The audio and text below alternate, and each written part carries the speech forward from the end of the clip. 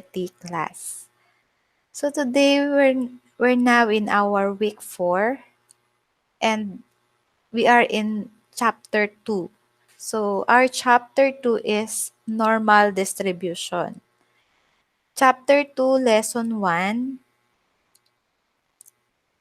Lesson 1 is exploring the concepts of the normal probability distributions. Okay, so before we start, you will answer this activity, what's in. So you're going to determine whether the statement is true or false. Okay, for you to answer this, so you can refer to your past lessons in statistics and probability class. This was already tackled. Okay, for number 1, probability is a value from 0 to 1. Is that a true or a false? Number 2, if an event cannot happen, the probability is 0. Number 3, the probability of getting a face card from a well-shuffled deck of playing cards is 4 over 52. Number 4, in tossing a coin in the probability of getting a tail is 0.5. And number 5, in rolling 2 dice, the probability of a sum 13 is 1. Okay, let us now proceed with letter B. So you're going to answer this. This is needed because these are prerequisite skills in our lesson. So before uh, before you attend to our class, be sure to answer the following. This is conversion of decimal number to percent and percent to decimal numbers, and then addition and subtraction, and also multiplication of decimal numbers.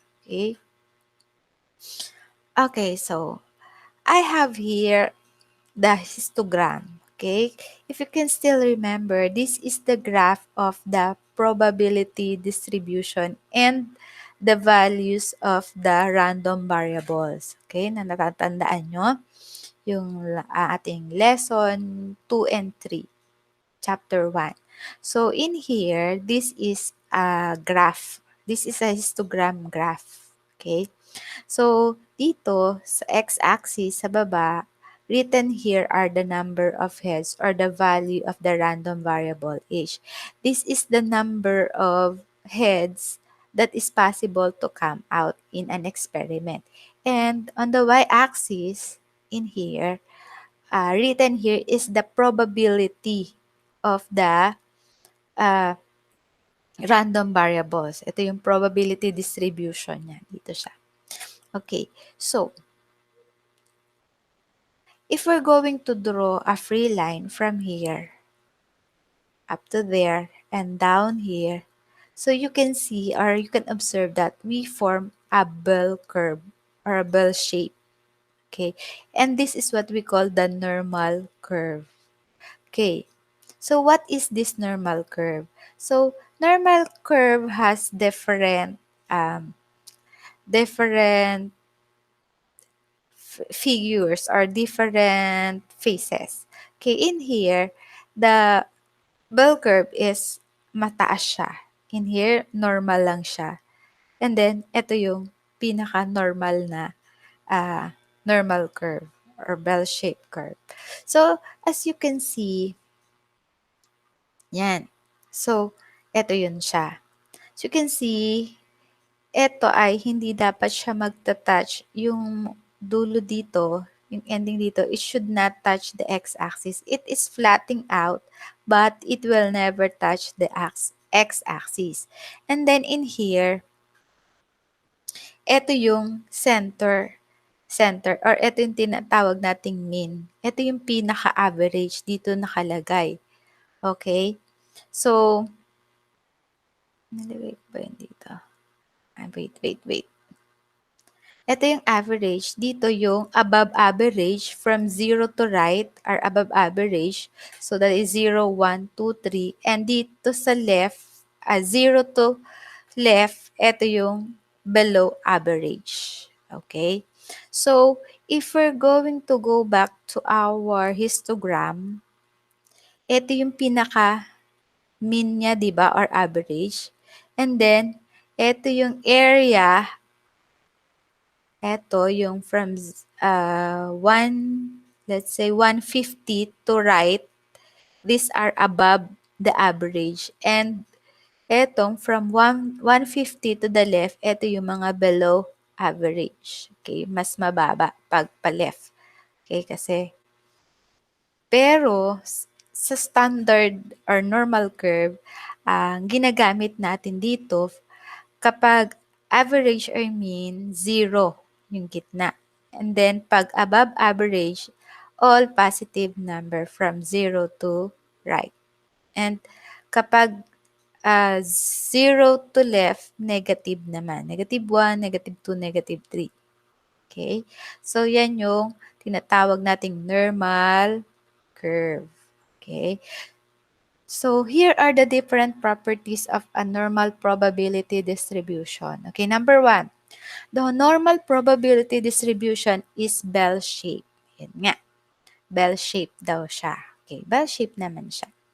Okay, number 2, the curve is symmetric about its mean. Okay, when we say symmetric, they are like mirror-like. Kasi magkamukha sila.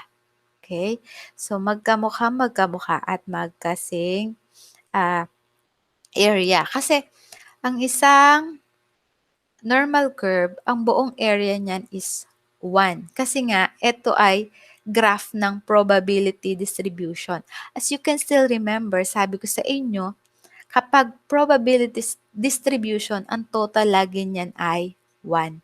And this graph is the graph of the probability distribution. So the area of this is also equivalent to 1.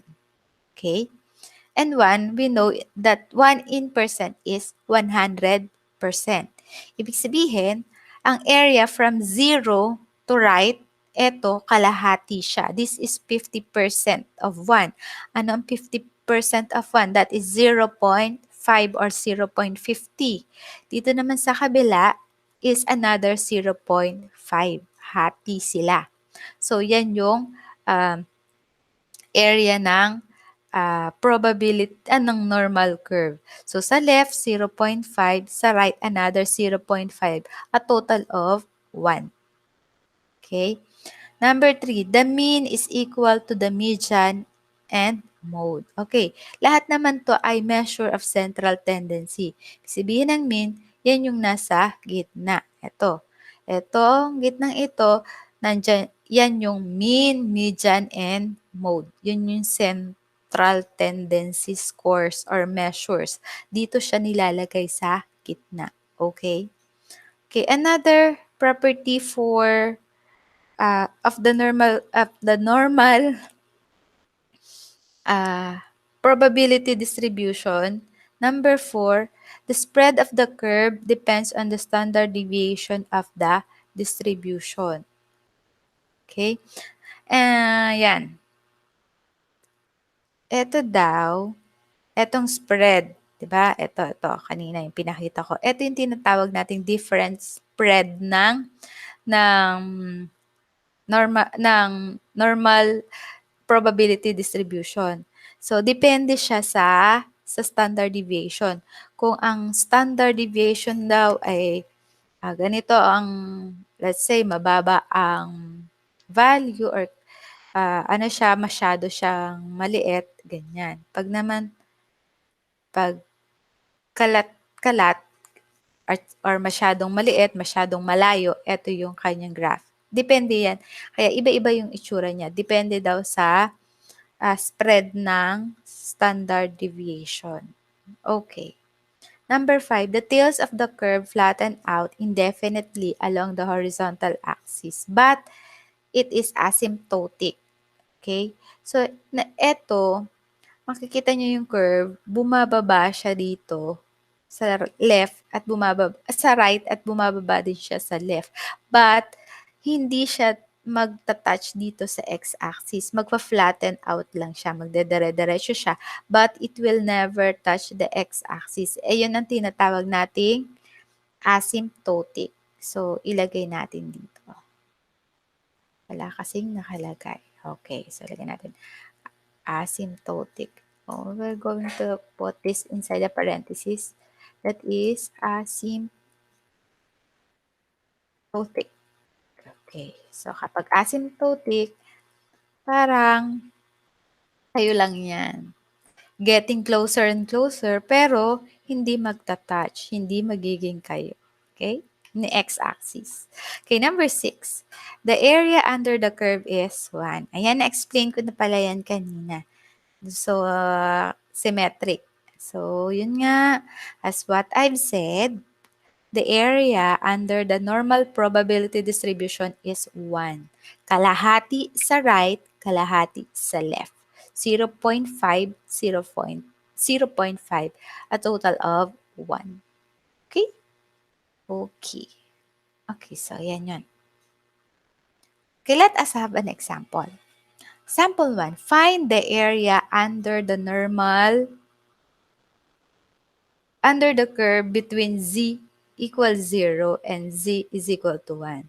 Ito yung tinatawag nating mga z-scores, yung 0, 1, 2, 3, and -1, -2, and -3 sa left. Okay, you are asked to find the area between 0 from the mean to positive 1. So, in here, tinatanong gaano kalayo yung positive 1 sa mean. Okay? So, for example, ang yan, yun yung gamitin natin. Ito yung ating gagamitin. So, ito yung mga number of heads. Ito yung probability distribution niya. So, if you're going to write on this, ang mean niya is 2. Ito yung pinakagitna niya, di ba? So, this is the mean. So, in here, ito yung mean, ito yung 3, 4 above mean, etong 1 and 0 below the mean or below average to, etong 3 and 4 ay above average. We are using standard table, kaya ang gagamitin natin ay etong mga numbers na to. But if we're going to observe, kung gagamitin natin yung real value, parang ang tinatanong sa kanya is the value from 2 this is 2.7 sa 2. Gaano daw kalayo yung 2.7 sa average na 2? Parang ganun yun. But then, we will not use this value of the random variable kasi gagamit tayo ng z-table. Standard yon yung yung z-table. Okay, so we're going to use instead the z-score, which is 0, 0, 1, 2, 3, and 0, -1, -2, and -3. Pinakita ko lang sa inyo yung relation niya dun sa ating past lesson. So, eto dito siya ginagamit. Yan, yan. Baka sabihin nyo, para saan ba yung mga area na yan? So, in here, sinusukat. Halimbawa, ikaw ay statistician, di ba? Ang client mo tinanong, eto yung kanyang score, 1. Sabihin niya, gaano ko kalayo from the average? Gaano ko sabihin mo, o mas mataas ka ng let's say, ang answer natin ay 35% from the average. So, ganun yung gamit ng normal probability distribution. Okay, in here, we're going to use the z-table. Okay, mamaya papakita ko sa inyo. Okay, ito yung, ayan, napakita ko na. Ito yung z-table. Okay, sa z-table, meron tayong dalawang titingnan na area. Ang una niyong titingnan na area, you will first refer to this sa leftmost part.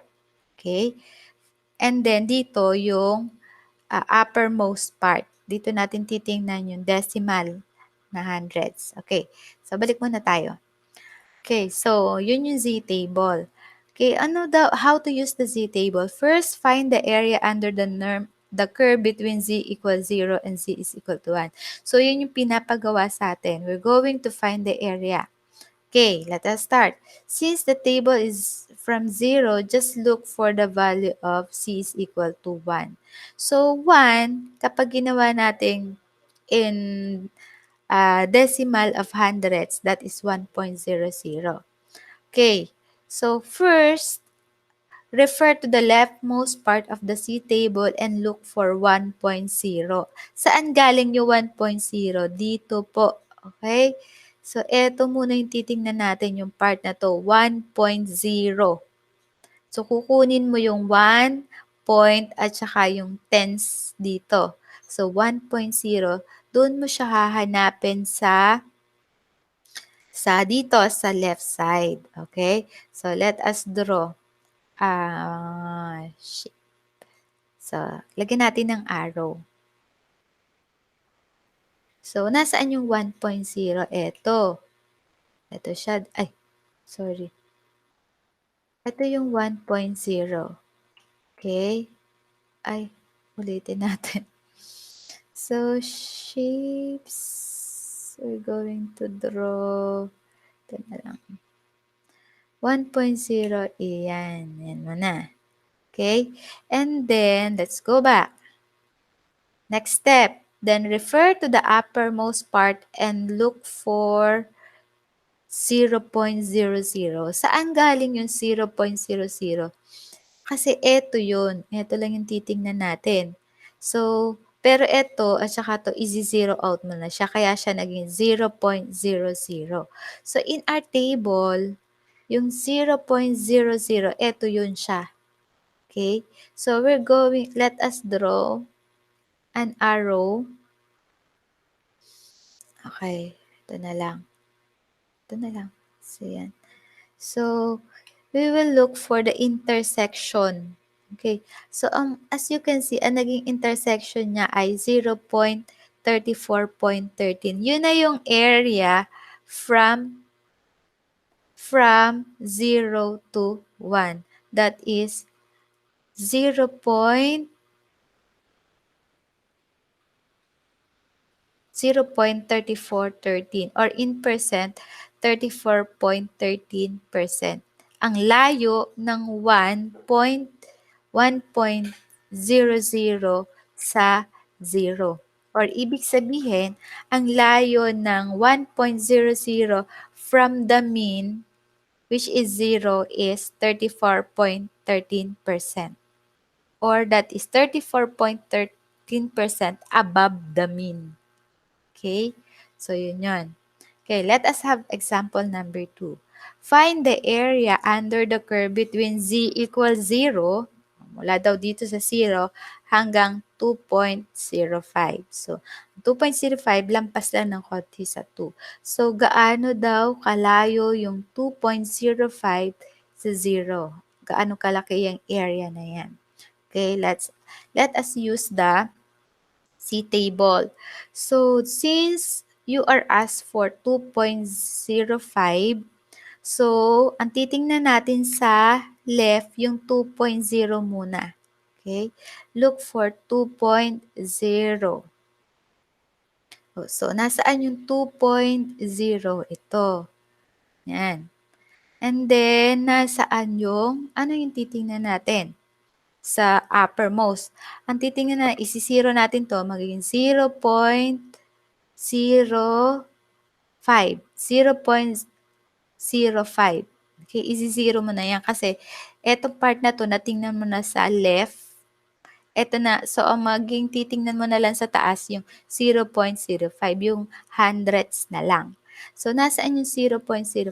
It's here. So, mag-draw tayo ng arrow. Okay. So, 0.05 hanggang 2. Katapat ay 2.0. So, ang intersection niya ay ito. Ito. Tapos, yung isa. Let's see. Ito yung 2.0. So, ang intersection niya ay 0.4798. So, our answer, or the area from 0 to 2.05 is 0.4798, or that is 47.98%. So, yung 2.05, ganun daw siya kalayo from 0. So, 0.4798 or that is 47%. As you can see is, di ba, ito ay 50%. So, makikita nyo na malaki naman siya tama lang siya for 47%. Okay?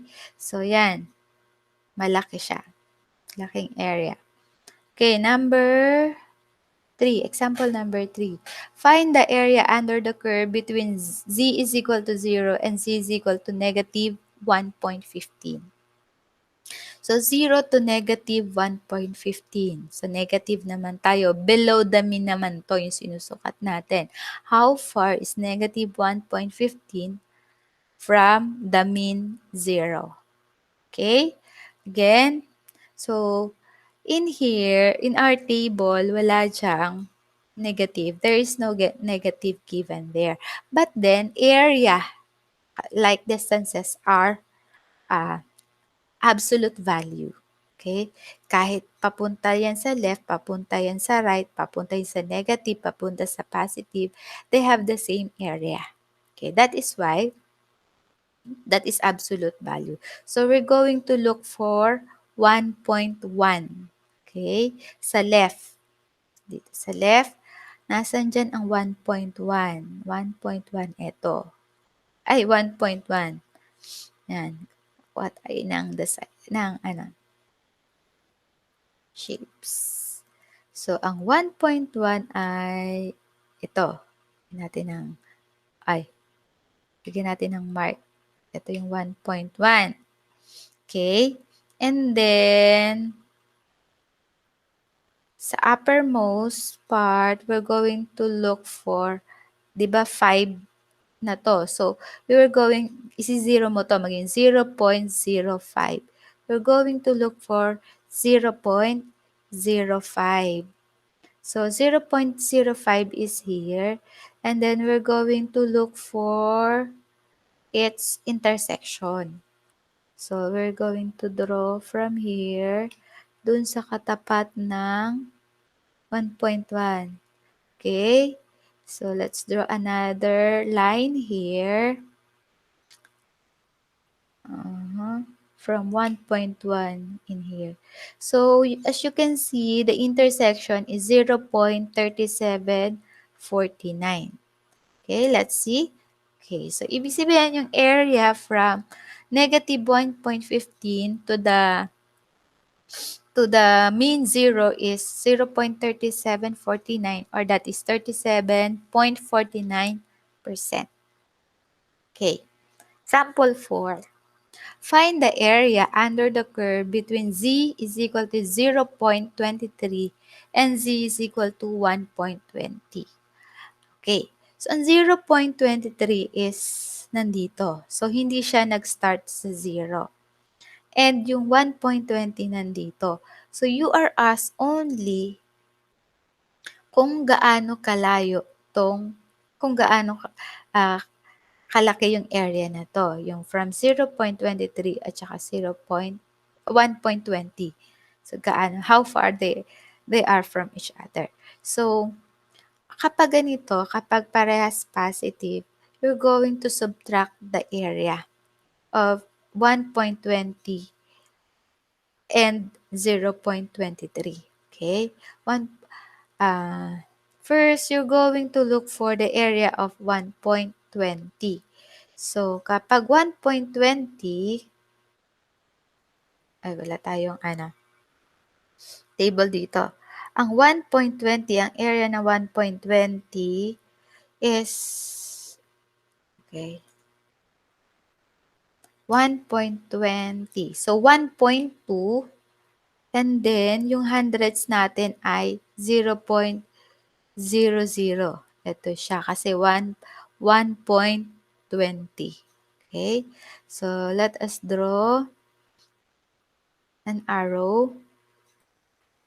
So, dito, at saka yung intersection ng 1.20. So, that is 0.3849. So, ang area ng 1.20 is 0.3849. Daan natin ha. So, that is 0.3849. Yan, nakita na.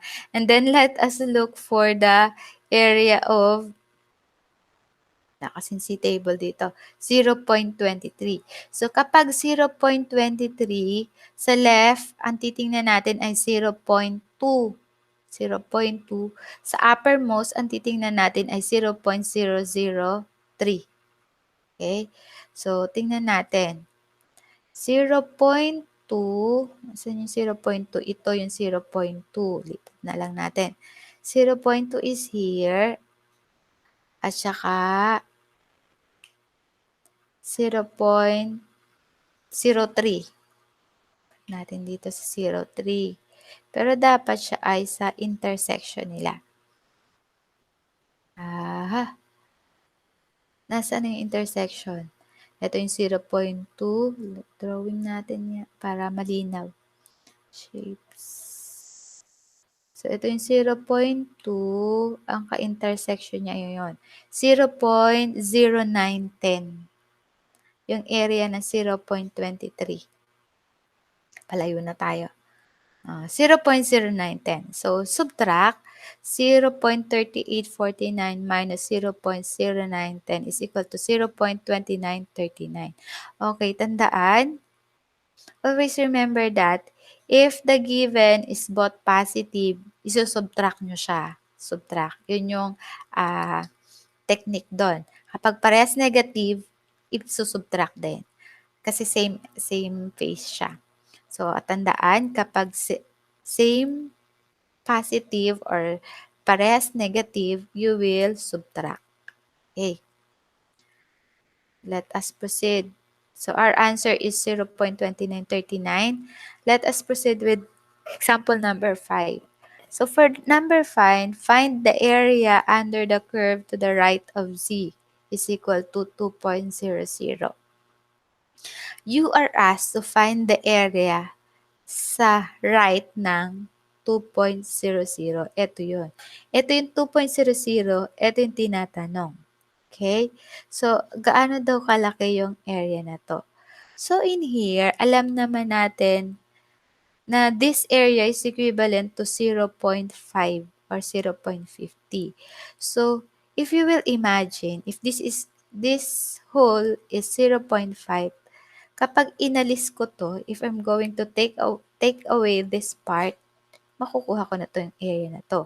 So, it means that after getting the area of 2.00, isusubtract mo lang siya sa 0.50. Okay?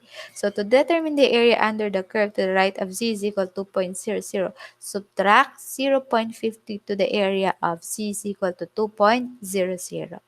Okay, first we're going to find the area of 2.00. So, sa leftmost, titingnan natin ay 2.0. So, where is 2.0? Sa 2.0, so maglagay tayo ng mark. Where is 2.0? 2.0 is here. Oh. And that is 2.00. So, ito yung katapat niya, di ba? Lagyan natin para siya ay malinaw. So, another arrow. 0.00 siya kasi yan ay 2.00. So, the area of 2.00 is 0.4772 to be subtracted from 0.50. So, the area is 0.0228 or that is 2.28%. So, 2.28%. So, makikita nyo naman na maliit naman na talaga yung area. Kaya, we can say that our answer is correct. So, this is 2% na mahigit na lang. Okay, let us proceed with number 6. Find the area under the curve between z is equal to -1, -1.00. Lagyan natin ng 0.00 para siya ay malinaw. And z is equal to 1.33. So you are asked to find the area from here up to here. Okay? So kapag ganito, isang negative at isang positive, what you're going to do is to add or add their area. Find the sum. Okay? So get the area of -1.00 and area of 1.33, then you're going to add their area kapag magkaiba ang sign. Okay? First, let us find the area of -1.00. Again, that is absolute value. So, tingnan na lang natin. 1.00 is 1.0 at saka 0.00. And the area is 0.3413. Okay? And the tandaan na, remember that is 0.3413 and the area for 1.33, so that is 1.3. Where is 1.3? 1.3 and 0.03. Yan. So the area is 0.4082. So if we're going to add those two areas, 0.3430 in the area for -1.00 should be addition, plus 0.4082 is equal to 0.7495, or that is 74.95%. Okay? So, yun na. Oh. So, for what's more, you're going to solve the following. Find the area under the curve. Yan, between z is equal to 0 and z is equal to 1.23. Between z equals 0 and z is equal to 2.33. Number 3, between z is equal to 0 and z is equal to -2.15. Number 4, between z is equal to 0.50 and z is equal to 2.21. Number 5, to the right of z is equal to 2.12. Number 6 is between z is equal to -0.75 and z is equal to 2.50. So, sa module na ibibigay ko sa inyo, yung soft copy, meron siyang illustrations. Okay, so that's all for today. Thank you.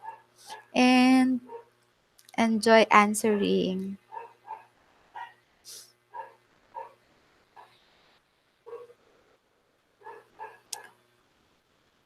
Bye-bye.